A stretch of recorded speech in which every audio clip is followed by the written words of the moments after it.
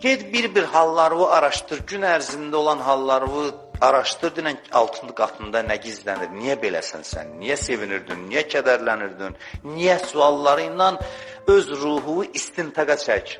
Allah belə adamlara kömək eləyir. Amma biz nə edirik? Bizim vaxtımız çoxdur deyə başqaları ilə məşğul ol.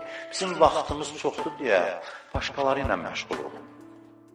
Biz oturanda başqalarını müzakirə edirik.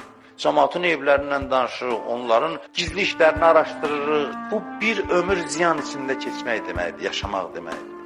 Özümüzə vaxtımız qalmır. Vaxt azdır, əzizlərim, vaxtımız azdır. Özümüzə vaxt ayıraq.